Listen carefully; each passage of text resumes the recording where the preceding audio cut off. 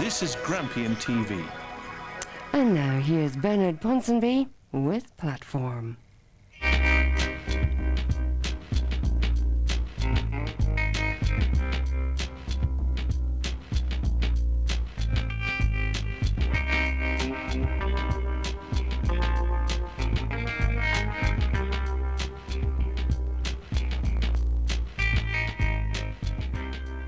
On tonight's programme, there is an argument that if we're going to use the Scottish income tax capacity, we should go for 2 or 3 pence rather than 1. as Jim Wallace ponders what to do with Liberal Democrat tax policy, a veteran backbencher has a word of advice. In a sense, the stakes have been raised, because once you raise taxes explicitly, you're making it a clearer statement to the British public that this is about extra spending and extra taxes. It is a gamble. And after the government's budget tax U-turn, is old Labour back with a bang? Good evening and welcome to this Platform special, which has the highlights from the Scottish Liberal Democrat Conference, which finished earlier today in Perth. Yesterday, party leader Jim Wallace put his troops on election alert. In his address to conference, he made it clear he will fight next May's Scottish elections on a distinct agenda. The Deputy First Minister knows there is a danger his party will be represented as no more than voting fodder for their larger coalition partners. In a moment, the thoughts of Jim Wallace, but first a look at some of the challenges he faces if he's to keep his party at the heart of devolved government. It was almost 3 years ago that Jim Wallace and Donald Dewar signed the Concordat underpinning Scotland's coalition government. At Perth this weekend, the party leader was keen to stress what he considered to be the achievements of the Liberal Democrats in government. We have implemented or are implementing more than 70% of the policies in our 1999 manifesto. We do what we say we are going to do. The real strength of the Liberal Democrat performance in the past 3 years has been that they've managed to attach their names to certain policies, which will be very important going into the next election. They, whether or not they're being misleading about this, they've got Liberal Democrat branding on issues of tuition fees and long-term care of the elderly, and they hope to have PR for local government as well. Labour has failed to get its branding on any particular policy. The verdict of the voters on the current Lib Dem performance will be key to success at the next elections in 2003. All has not been plain sailing. The coalition partners from the outset were on a collision course over tuition fees. Andrew Kuby's report was accepted in part as a compromise between the contradictory Labour and Liberal positions. But can the Lib Dems claim that tuition fees have been abolished? It's back-ended tuition fees. They've been reduced from 3,000 to 2,000. To the credit, grants did come in, and I think that was partly under pressure from Labour as well, which wanted to see some support for the poorer students. But by no means could you say this is an abolition of tuition fees. And I think, as with the cleverness, turn of phrase that we've seen from Gordon Brown and Tony Blair over their promises on tax last year and what's happened in the past week, I think that the suspicion that the public has for politicians will come to the fore when they try to use this claim that they've abolished tuition fees. At next year's elections, Jim Wallace will say that free personal care for the elderly, progress towards PR for local government, and a more robust Freedom of Information Act have all been delivered precisely because Liberal Democrats are in government. There is justification for this claim. The question is, though, have they delivered enough? On PR for local government, Mr. Wallace was quite clear that the first-past-the-post system was no longer an option. Everyone here should be taking part in the consultation. Everyone here should be encouraging all those who would benefit from a proper democratic and open system of local council elections to take part in that consultation process. So let us make things absolutely clear. The elections in 2003 must be the last to be fought using the first-past-the-post system. If Labour doesn't deliver and is absolutely opposed, then our options are either to withdraw from the coalition or to stay in and impose it, put it as the leading thing in our manifesto for the next election, and tell Labour, if after the next election you want a coalition, you've got to agree to PR for local government. Jim Wallace gave broad hints yesterday that the party will develop a sharper focus on green issues for 2003. But will his party look distinct enough from Labour? This week's budget has seen the government move on to Lib Dem tax and spend ground. That being said, some in the party believe that should not make the Lib Dems afraid to use the Scottish Parliament's tax-varying powers, despite the hike in national insurance that will kick in 1 month before the 2003 elections. There is an argument that if we're going to use the Scottish income tax capacity, we should go for 2 or 3 pence rather than 1. But is it needed and what is it for? I mean, we'll have to do all the sums and see what we really require. But I think if we're serious about better public services right across the board, they have to be paid for, as we keep saying, and either the existing budget has to be manoeuvred around or we may need some more. You personally wouldn't run away or be frightened by the prospect of going into the elections next May with the party committed to an agenda of increasing taxation further? No, I'm an old-fashioned tax and spend liberal, and I make no apologies for that. If a return to tax and spend was something of an ideological watershed for Labour, then support for private prisons is a major refinement of Lib Dem philosophy. The party is deeply uneasy with this policy, and it is by no means certain that it won't come back to haunt Jim Wallace before the next election. Now, I recognise and I respect those who feel that only the state should have the role of running prisons. But let me make it clear, whilst the state can delegate the functions of running a prison, I will never let the state delegate its responsibilities to the prisoners sentenced by the courts, be they in the public estate or the private estate. I think it's up to us who disagree with the policy to pick holes in the figures and to demonstrate that by better cooperation between the public and private sectors, I mean, it may be that the private sector should build a jail and the public sector run it, or other schemes like that. So I think the Parliament as a whole, and certainly the Lib Dems, have to get really stuck into these figures and the assumptions behind them. The Scottish Liberal Democrats probably have least to worry about ahead of the Scottish general election. Jim Wallace will now repeat mantra-like that Lib Dems make a difference in government and that they do have something distinctive to offer. Holding on to what they currently have in the Scottish Parliament shouldn't be too difficult. But major progress, well, that will take a big boost in their fortunes between now and next May. Well, earlier today I spoke to Jim Wallace and began by asking him why his party welcomed the tax increase for health outlined in the budget when their case was that funding levels for public services in Scotland were already adequate. Well, I think the position always must be to start not from a tax position but one from investment in public services.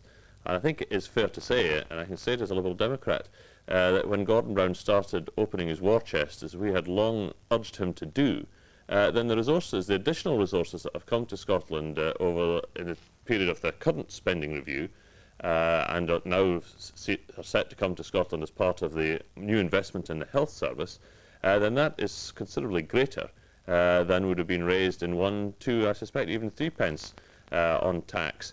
And it's not a fetish with taxing, it's tried to ensure that there is sufficient resources to go into our public services. Yeah, and if that money is coming from Westminster, and after all, remember, actually a penny on income tax raised at a UK level, because of the Barnett share consequences we get, actually brings more revenue to Scotland than the penny just applying to Scottish taxpayers on their own. Well, of course, the party's traditionally had a policy of 1p on income tax for investment specifically in education. Correct. Charles Kennedy says that that policy still stands. Does it still stand in Scotland?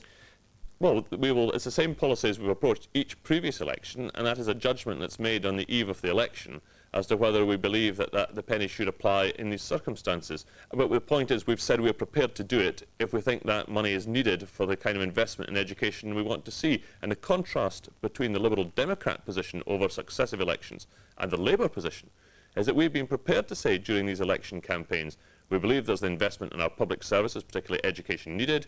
We believe that to pay for that, we should tax. Now, the fact is that Gordon Brown and Tony Blair ran away from that, and I think Charles Kennedy made a very forcible point in his speech on Friday, saying that's a sort of approach that breeds cynicism amongst the electorate. Sure. But the point is he's making that the federal policy position is still for the 1p increase. The current policy of the Liberal Democrats, unless you decide to change it, is that you still are committed to raising income tax by 1p through the Scottish Parliament. Yes, that is the policy, but on the eve of the election, we'll make a determination as to whether we believe it is necessary or not. We're not going to tax people for the sake of it, and if additional resources are coming from Westminster, and this in fact is what I actually said during the 1999 election campaign, we were actually urging Gordon Brown to open his war chest during that campaign, because we believed that he was storing up money there that ought to have been used in funding public services. At the end of the day, that in fact is what happened.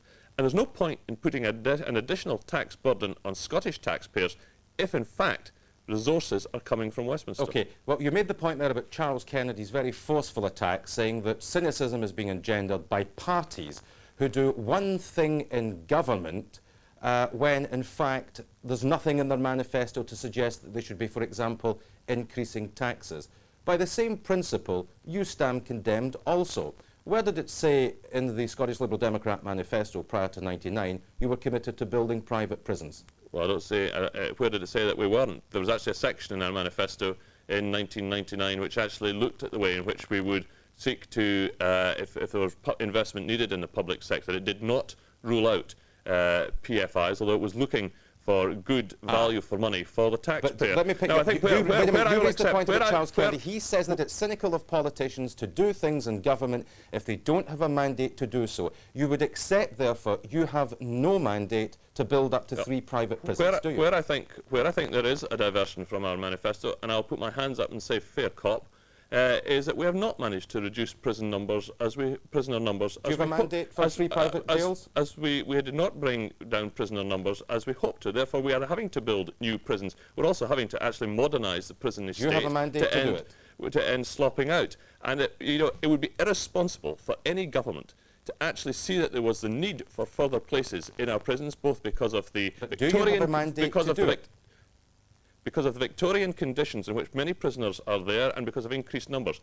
That then led to a conclusion we needed 3 new prisons. Now, our manifesto, do you have a mandate to do it? Our manifesto said that when these capital decisions were required, then we would make an evaluation of what was the best value for the public purse. I'll just ask one more time. Do you have a mandate to do it? We are applying the principles we set out in our manifesto to an important capital investment decision. OK, what about proportional representation for local government?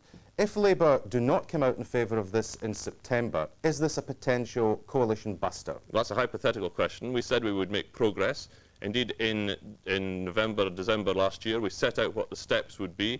These have now been stuck to. There's the white paper that was published last month. It's a white paper. Let's remember, this is the first time I can recall, probably the first time ever, that we've got a white paper dealing with local government reform that actually sets out as an option the single transferable vote as a system for proportional representation.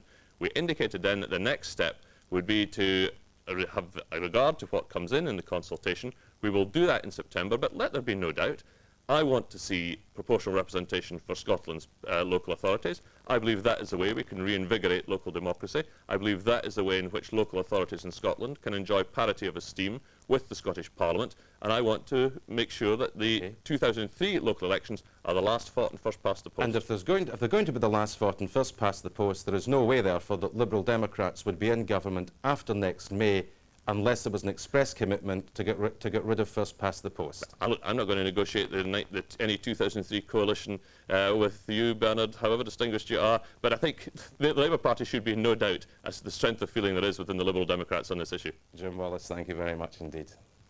At last June's general election, the Liberal Democrats achieved their best results since the 1920s, increasing both their share of the vote and the number of MPs.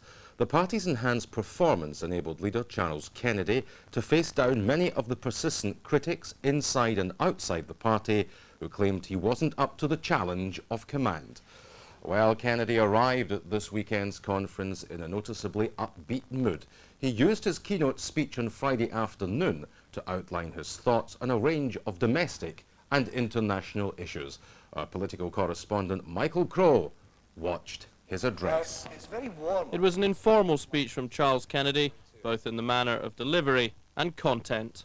Now, this is not the full Monty you're getting this afternoon. Don't raise your expectations. In fact, Charles Kennedy was so relaxed it was over 6 minutes before he claimed credit for the Chancellor's rise in health spending. The budget. This is a very significant week, a seminal week for British politics. Do you know what the most important thing about Gordon Brown's budget and what he and now today Tony Blair have been saying about it. It represents the fact that the Liberal Democrats have won the argument on our public services. That's what it means.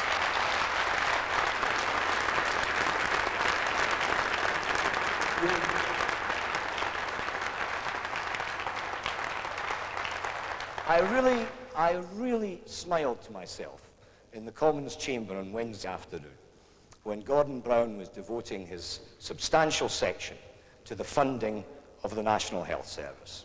And he said, and he outlaid the various options, and he said, whatever option we were to go for, you can't get it for free. And I thought to myself, I could remember every day of the last election, broadcast after broadcast, speech after speech, question after question, interview after interview, saying, people are not stupid, they know you can't get something for nothing. It's just a pity that Tony Blair and Gordon Brown, at the time of the general election, didn't have the courage of our convictions to put that case honestly to the electorate.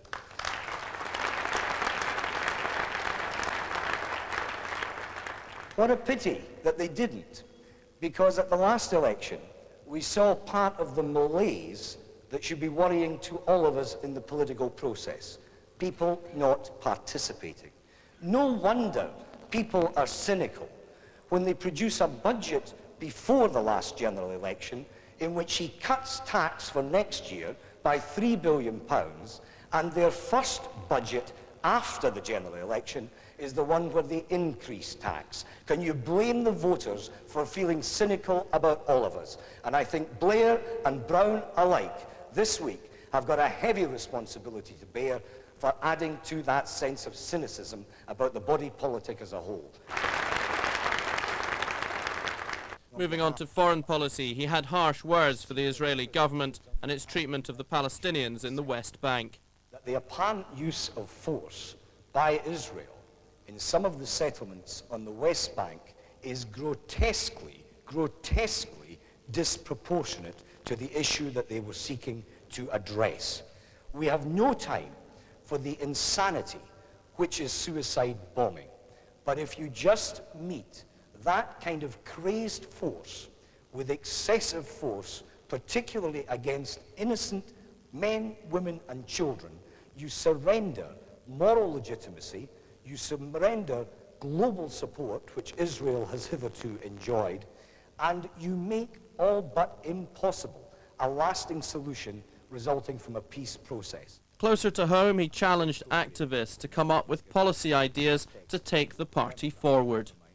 Let 1,000 flowers bloom and let's have a good debate. I'm open and receptive to ideas.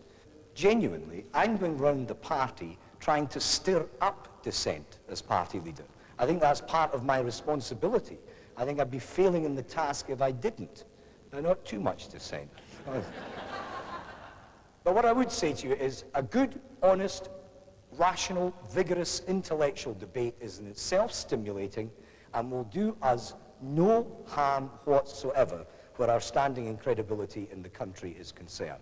And I hope you have. He finished by hinting to the Labour Party that the price of a coalition after next year's Scottish parliamentary elections could be a third Liberal Democrat cabinet minister. Afterwards, in an interview, I put it to him that if Gordon Brown's budget had proved the Liberal Democrats were right and Labour was now colonising their territory, a vote for the Lib Dems was now redundant.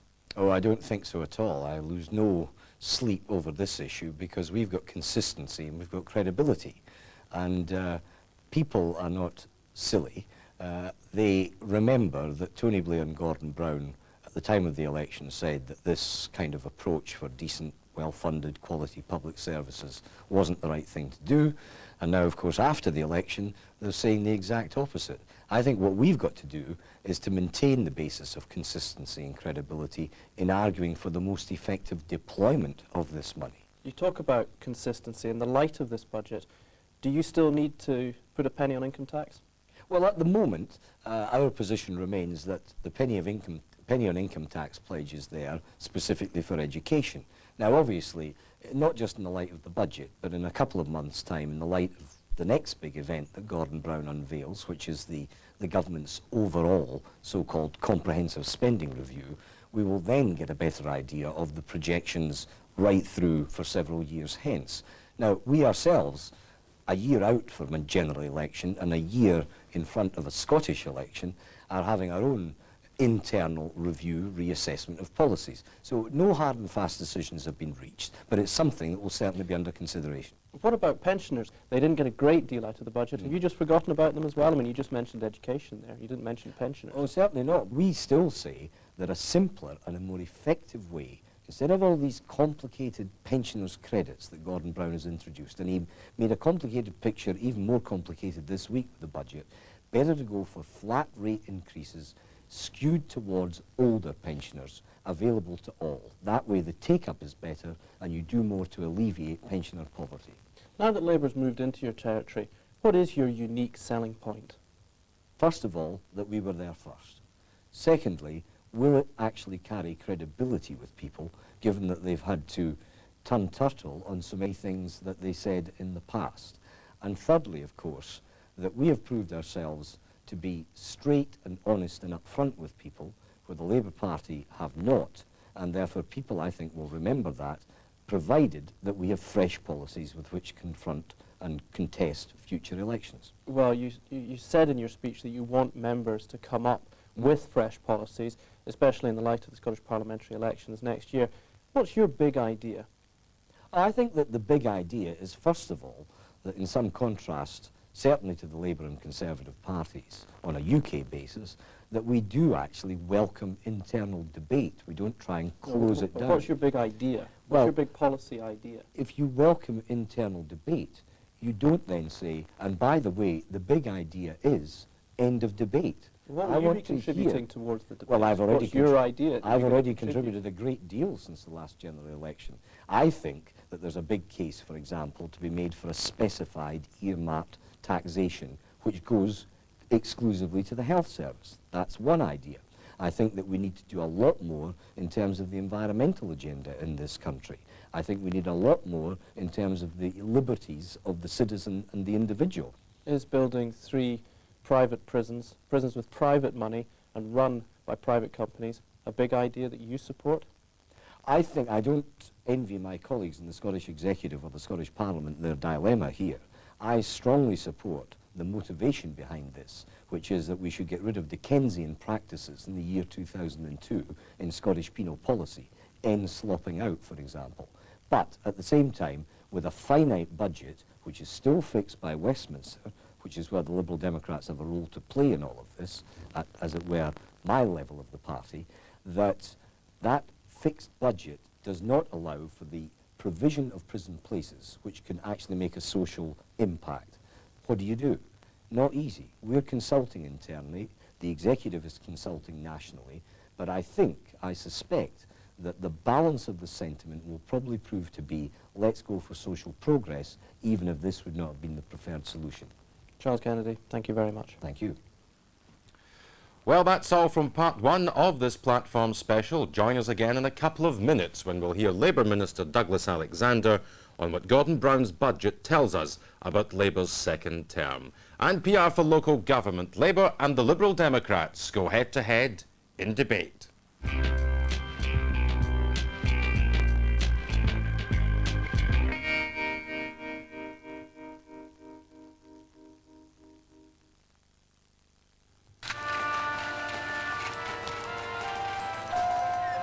Today, you can enter the Tropicana Pure Premium competition and win £50,000 to buy your dream home in the sun.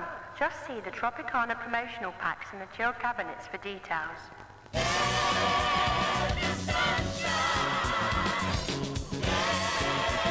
Tropicana Pure Premium, 100% pure squeezed sunshine. Organics Essential Truth number 10. We'll try anything to look younger. Organics Anti-Age with Collagen E makes hair feel thicker and shinier, so it looks younger. Just not too young.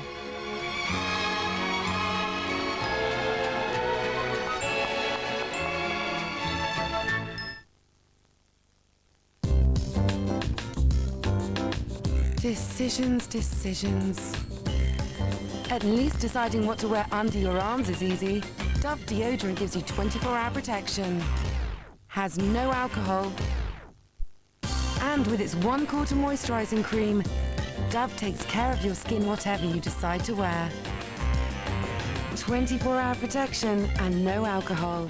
Dove deodorant, no compromise.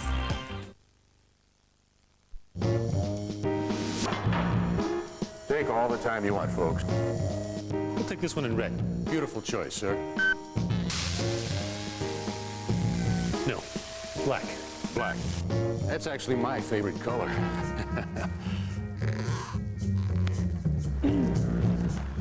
Red. Definitely red. When software lets you quickly give customers what they want, that's 1 degree of separation. That's business with .NET from Microsoft. I thought you paid these. Are your credit card bills getting you down? Well, give debt the finger, or more precisely, 2. With Brilliant Industries' La La La, I'm Not Listening musical fingers. Brilliant Industries, your lighthouse in the fog of ideas. Or, even more brilliant, with an egg card you can get 0% interest on all balance transfers. And 0% interest on anything you buy. There's cashback on all purchases. You can see your statements and transfer balances online anytime. And there's no annual fee. I'm leaving you now. Delicious! Oh, great, great. Apply now at egg.com. In the beginning, the aim was to destroy bin Laden. But 6 months later, it's not just his life that hangs in the balance. The 10p Scottish Mirror. Think again. Here's Maureen. She's tough. She's here to show Barbara that unlike traditional kitchen towels, a wet sheet of Bounty can even be used to tackle those tough spring cleaning jobs. Why? Because Bounty's so incredibly strong when wet, it refuses to fall apart, even in the hands of the strongest housewives. Dear me. And it's super absorbent for those little accidents. Bounty, have you tried it wet yet?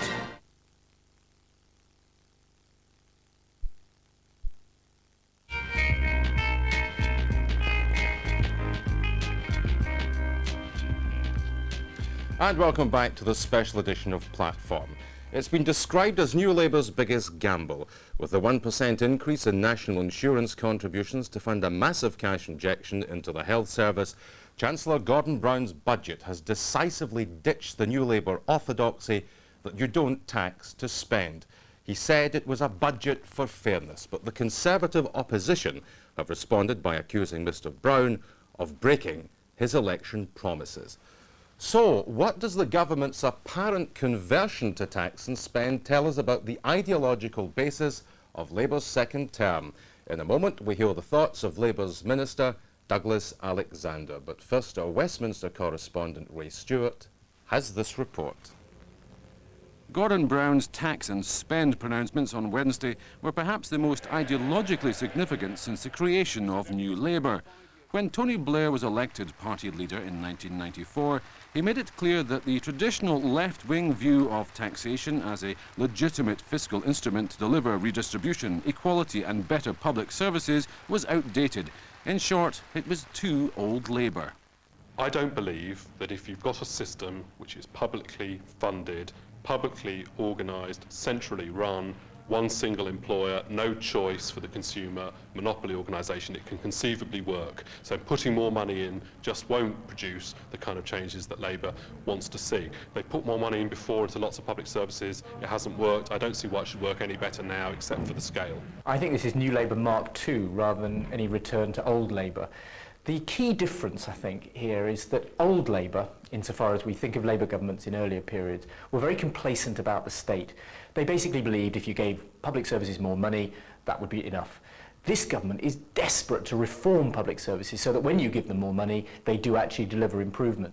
Since winning in 1997, New Labour have stressed that quality public services can only be delivered by affordable increases in spending. The new orthodoxy stressed cutting debt, keeping inflation under control and, crucially, only funding extra spending from economic growth. Tax rises were strictly out. for the Labour Party to say it's going to raise taxes and for it to put out figures that show it'll raise taxes for Parliament after Parliament, that's a very big change to the way that Tony Blair presented himself for many years. It's a change to how he ran at the last election. So they bet an awful lot on it, and I think people will look at the Labour Party differently now to the way that they looked at them the day before yesterday. Wednesday was something of a watershed. Labour have, in effect, conceded that the Liberal Democrats and old Labour warriors like Roy Hattersley have had a point about taxation all along. But the new strategy, deliberately timed to come out at the beginning of Labour's second term, is not without risk. What happens if the tax increases fail to deliver what they're supposed to? I think both parties took a risk. The Labour Party took a risk that all their money would work. People will be very angry to pay the money out if and only if it doesn't work. The Tories took the gamble that it won't work and that they can come and think of an alternative system that people will like better. So both parties made a big gamble. That's why it was a very important day. In a sense, the stakes have been raised, because once you raise taxes explicitly, you're making it a clearer statement to the British public that this is about extra spending and extra taxes. It is a gamble. Here at Westminster, the Tories have noticeably perked up in the last week. They've been in the doldrums after 2 successive thrashings in the polls. So, for the first time in a long time, they believe that the political agenda has moved on to ground they can exploit. Over the next few months, expect to hear the Conservatives claim that they are the party of sound public services and low taxation. The clear blue water between the big two may finally be here. It's both potentially a big gift to the Conservatives, but it's also a big challenge. If Gordon Brown manages to improve the National Health Service, if the Conservative Party cannot come up with good alternatives, then it could be Gordon Brown that wins out of this budget, but it's certainly a gamble and the Conservatives could be the gainer. Potentially, the Tories could benefit from this, because with the political stakes raised by higher taxes, the Tory party looks to be in a better position to say, we have an alternative, we wouldn't spend this money, we wouldn't have, now they are saying, the NHS in this form. And in that sense, I think the Tory party thinks it may have a chance here. Margaret Thatcher was the first ideological Conservative leader, rolling back the frontiers of the state, allowing lame duck industries to die, cutting tax and presiding over privatisation and deregulation. But post-Thatcher, the Tories seem to have lost their way philosophically. The challenge for Ian Duncan Smith is to make his party relevant in an age when the right won the economic argument, but the left won the social argument. I don't think it's just the budget that makes the ideological division between the parties clearer. It's also the Conservatives' statement now that they would not retain the National Health Service in its current universal tax-funded form, that they would go for some sort of private or social insurance system. They haven't been clear on the details, but they have done what Margaret Thatcher in all her years never did, which was to say we will dismantle this structure of the NHS. So I think it's both parties have made the ideological division clearer, and in a sense the British public does have a much clearer choice to make now. In the last decade, the consensus-driven managerial policies of John Major and the what matters is what works third-wave vision of Tony Blair have somewhat blurred the traditional left-right divide in British politics. This week that came to an end. No more will economic policy be fought on the same ground. This week might just be the week that saw the rebirth of ideology. I'm now joined in the studio by Trade and Industry Minister Douglas Alexander, the man who coordinated last year's successful Labour general election campaign and who, of course, was previously an advisor to Gordon Brown. Douglas Alexander, since 1994, Tony Blair has always made the point that you have to get folk to trust you. How can people now take that claim seriously when in the budget this week Labour did something which they didn't promise to do at the election last year? Because what was announced in that budget was we've got the highest growth of any country in the G8, we've got record low inflation, record low interest rates, we've created more than 1 million more jobs since 1997, and we are moving forward an agenda that says we need to fund our public services. What was the final week of our campaign in 2001? It was the message, we will put schools and hospitals first, over a Conservative party determined to have indiscriminate tax cuts that would imperil public services. I'm not going to quibble with any of that. You did say that you were going to put public services at the top of the agenda. What you didn't say in that election campaign was that you were going to increase national insurance. Now, how can you claim to be a party that deserves the trust of the people when you do something that you didn't promise to do in an election campaign? Well, I suppose because I coordinated the campaign, I have the virtue of having sat in probably too many Millbank press conferences in which the Labour leadership were challenged specifically on the point of the commitments we made on taxation. We were very clear that we would not raise the basic or the top rate of income tax. However, when we were challenged on national insurance, it was made clear by many Labour spokespeople that we weren't in a position to exclude the possibility of raising taxes right across the board, because so the you can't strategy ask was just sleekitness when it comes to national No, insurance. I think it's important to send a clear signal about your intentions. And what I would say is that you've got to understand what happened last week as a continuum. The first thing we did in 1997 was to establish a platform of stability. We took very tough decisions for those first 2 years in order to get stability into the public finances. We then massively reallocated resource within the public sector. And thirdly, we enjoyed the benefits of growth by achieving a steady level of growth in the British economy.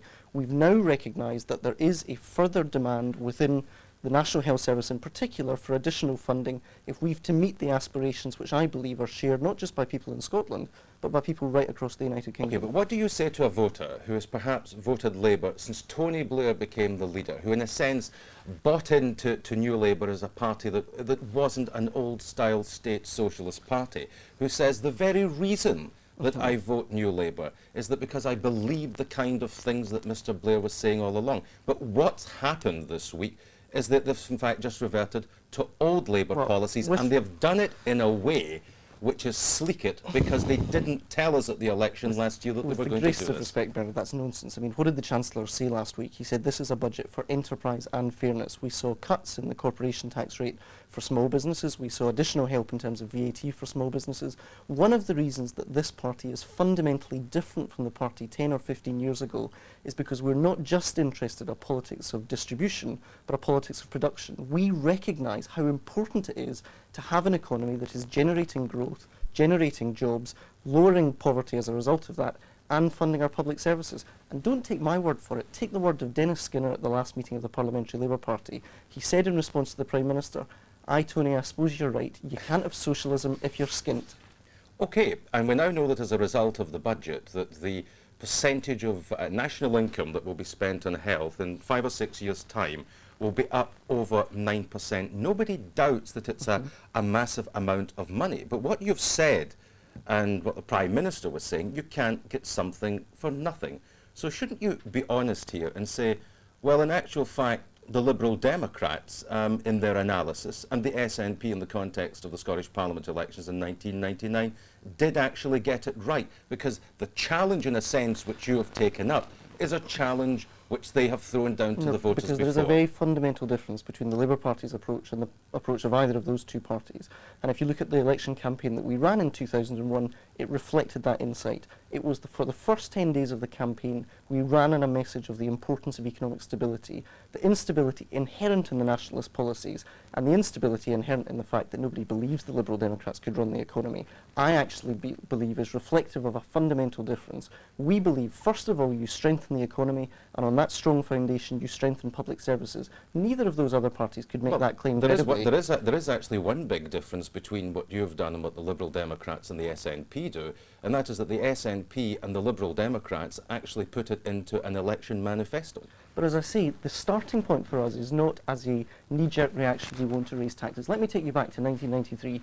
Gordon Brown was appointed the Shadow Chancellor and he gave a major speech in which he set out what would be the priorities and his actual principles in terms of taxation. He said, first of all, that we don't tax for its own sake, we tax for a purpose. Secondly, that purpose should be clear to the public. And thirdly, that the tax should be fair. Now, on that basis, what we announced last week is entirely consistent with those principles articulated almost a decade ago. Let me ask you what you think it means for wider British politics, because in a sense, the Conservatives have been groping around for an issue in which they can carve themselves out a niche and a distinctive political identity.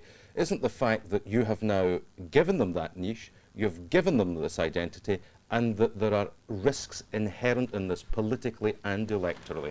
Well, I take a perhaps unorthodox view on this. I think the biggest gamble last week was taken by the Tory party, because actually the choice that they made was that they would accept that there is a consensus right across the House of Commons, indeed right across Britain, on the need to raise the amount of money that we spend on health services. But in fact, they've decided not to fund the National Health Service, breaking a consensus that's lasted more than 50 years. In reality, their position is now either that you pay for the operation, or you pay to visit the GP, or you have a form of insurance. Now that to me seems an extraordinary ideological position for a party trying to secure victory at an election. Douglas Alexander, thanks very much indeed for joining us this evening. Well, there are few subjects that capture the imagination of Liberal Democrats more than proportional representation. And this morning, the issue of voting reform for local government took centre stage in the conference hall with a well-attended debate. Electoral reform is an article of faith for Liberal Democrats, and one leading MSP today declared PR for local government to be a non-negotiable policy.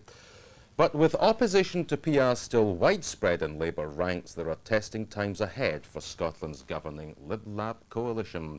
In a moment, the two sides of the argument debate the issue. But first, Robin Gray has this report.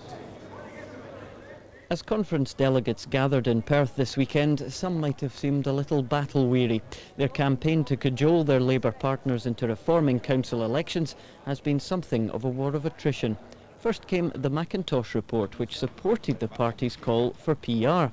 Then another report, this time from Richard Kerley's working group, backed the Lib Dems' recommendation for the single transferable vote, known as STV, where electors mark candidates in order of preference.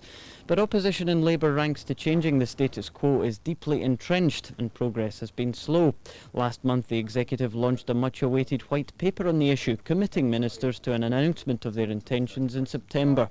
But whilst bringing in PR is top of the party's wish list, actually implementing it could pose more than a few practical problems in areas where the Lib Dems and Labour are less willing to do business than they are at Holyrood. Eastern Bartonshire Council is a classic example. Here, the Liberal Democrats and Labour before them have chosen to go into minority administrations rather than coalition with one another. Given the coalition's an almost inevitable consequence of proportional representation, could councils characterised by single parties jealously guarding power realistically bury the hatchet and work together? The leader of the Labour group here says the Lib Dems' record undermines their support for the power sharing that would come about if PR was to be implemented. I think this must be the most undemocratic council in the whole of Scotland. We, the Labour Party in Eastern Bartonshire, are the largest party. We've got the most councillors, but we hold the fewest positions, we have the least power, and what you have is the party that has one less councillor than us actually in power, the administration, Liberal Democrat group, and then you've got a Tory group who only have 3 councillors, and they're the ones that really govern what's going on within this council. Although they are not, they keep on stressing in coalition. But the Lib Dem leader of the council concedes that changing the voting system would mean parties would finally have to do business, and that might be no bad thing. What we do is fight by the rules of first past the post, and we've done very well by it. But for Scotland as a whole, I think PR, and I think the STP form, which would hold the link to the people, to the community, would be good news. Notwithstanding the potential complications on the ground, proportional representation and how to achieve it was one of the most common conversation topics at conference. The last item on the conference agenda here in Perth was a debate on proportional representation. Many activists stayed on to take part, determined as they were to send a message to the party leadership and to Scottish Labour that a commitment to implementing PR must be forthcoming in September if the Liberal Democrats are to play any further part in coalition.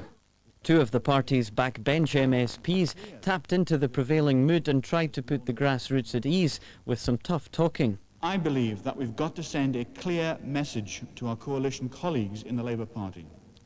Reforming local government with a fair voting system is not negotiable. You can't decouple both either. I, for one, have to say, wouldn't support a future coalition with the Labour Party if they block this reform, and I hope you wouldn't either.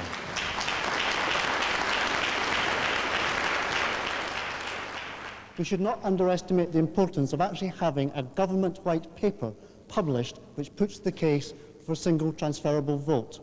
And the status quo is not an option. Let's just say to those who support first past the post from this conference today, your days are numbered. With ministers due to announce their proposals in September, perhaps the end is finally in sight for the Liberal Democrats, although Scottish Labour are unlikely to give up without a fight. Well, to debate the vexed issue of PR for local government, I'm now joined in the studio by two leading members of East Bartonshire Council, from the Liberal Democrats, John Morrison, and from Labour, Stephen Bailey. John Morrison, is it negotiable? No, Bernard, I don't think it is. One thing that we are absolutely committed to is the issue of proportional representation. And in councils up and down the land, Liberal Democrats actually do very well out of the first past the post system. So we are not in this for ourselves. We're in this because we believe in proportional elections because that's a better way of delivering democracy in this country. Stephen Bailey, it's non-negotiable according to the Liberal Democrats. Clearly the coalition will not continue either before the election or immediately after the election unless Labour give ground in this. Surely the bigger picture thing here is what's important. Why don't you just concede it? I think the difficulty is that if you're saying it's non-negotiable, why have the consultation document that's been sent out? We don't know the message that's going to come back from the people in Scotland. And if I could refer back to the campaign that took place prior to local government reorganisation previously, the government consulted at that time. It clearly did not listen to what was being said by the people, and it then went ahead with local government reorganisation.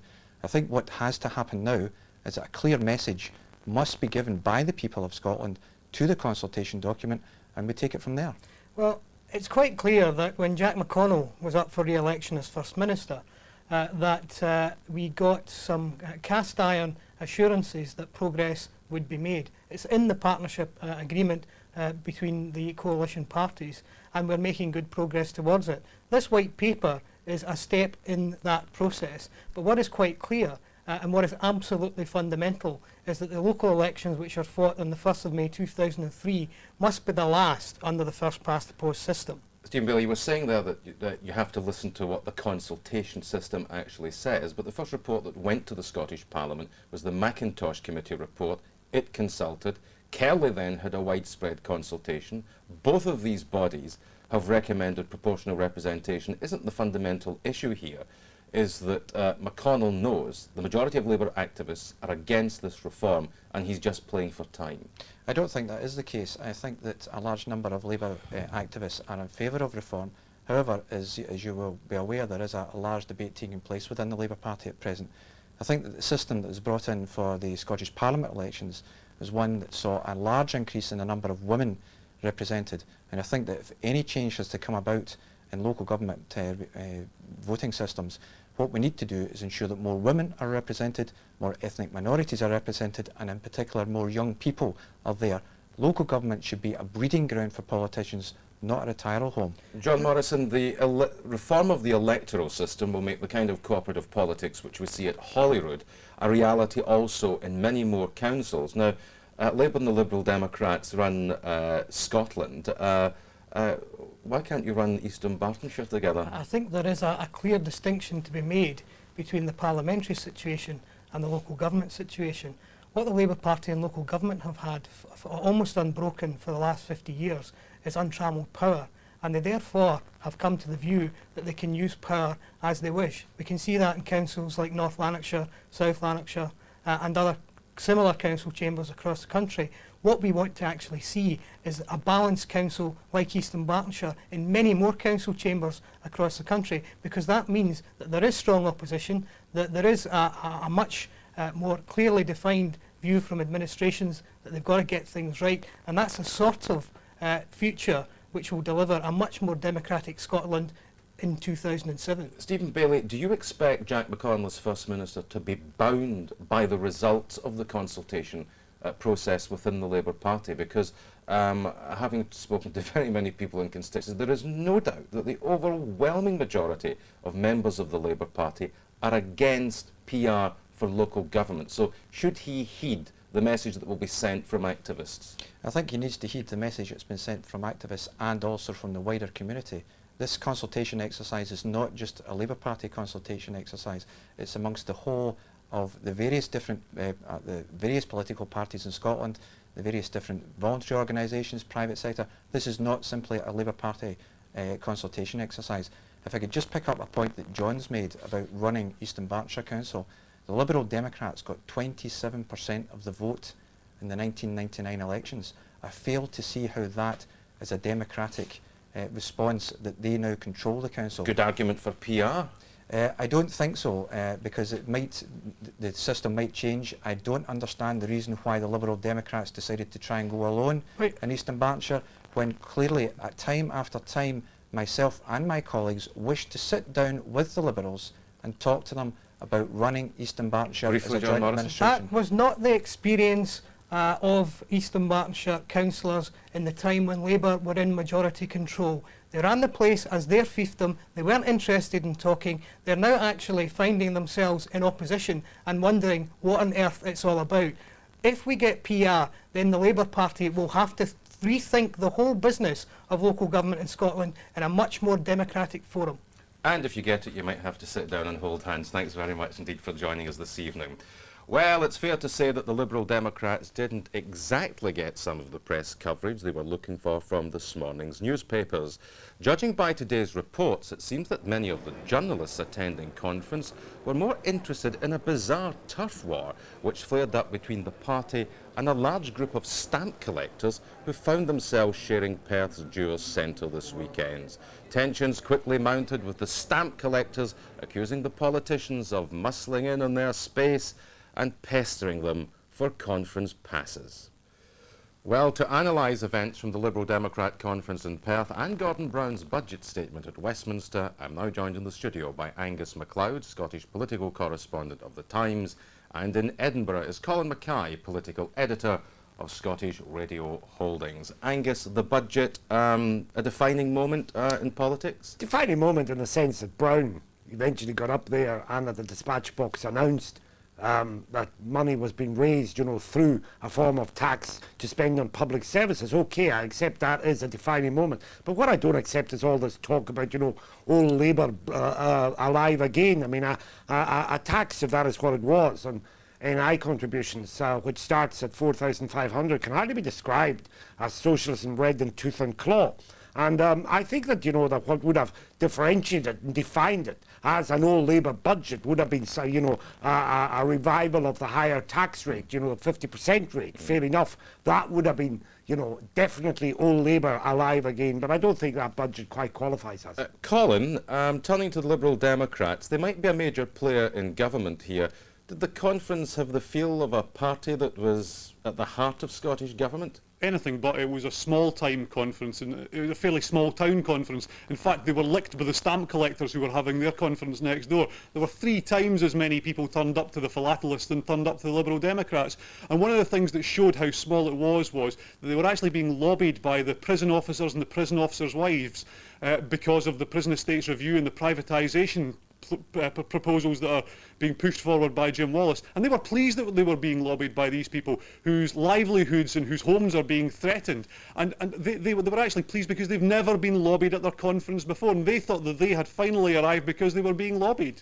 Angus, Charles Kennedy's speech was pretty relaxed, the jacket was off, all that sort of stuff, but was it effective? Well, I think it was effective, and it showed us that he's probably lost his punch, and to that extent, you know, well done, Charles. But of course, there's this new habit that they're all for it. I mean, Tony Blair started it, Ian Duncan Smith's done it, John Major did it. I remember being at a Tory conference, John Major looked terribly, terribly uncomfortable with his jacket off. So, looking at it as a performance, it was, Kennedy's always very easy to listen to. You know, you could sit there and listen to Kennedy for a very, very long time, but that's a different thing from asking, was this performance where there was a lot of meat? You know, we were left asking, actually, just as about Charlie himself, where's the beef?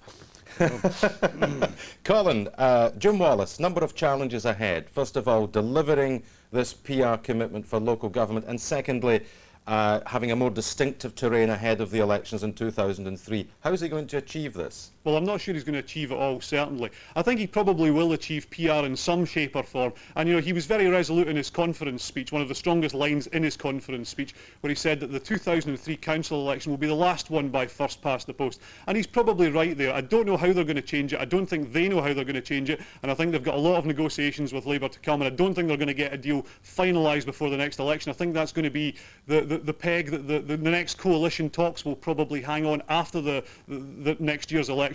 On the policy front, I think he's got a lot of work to do. His speech was very tired in terms of policy. He was talking about environmental things that Henry McLeish actually announced when he was First Minister more than a year ago. He was talking about things like the Borders Railway. Now, the Lib Dems have had the MPs and the MSPs in the Borders for as long as I can remember, and yet there's no further forward in terms of a Borders Railway. They're talking about things that they don't know where they're going to get the money from, and I think they've got a lot of work to do over the next year. And I think that's why Jim Wallace has actually hired a new policy guru to try and help him in the Scottish Executive to come up with something to have to say in that election. Briefly, Angus, can they look forward with confidence? Well, I think they need a big idea, and they need it very quickly. I think as far as PR is concerned, I think they've boxed themselves in. I think the whole of PR hangs on what Labour do now. Angus and Colin, thanks very much indeed for joining us this evening. Well, that's all from this platform special. We're back later this week at our regular Thursday evening slot of 11 o'clock. So until then, from everyone on the platform production team, goodbye.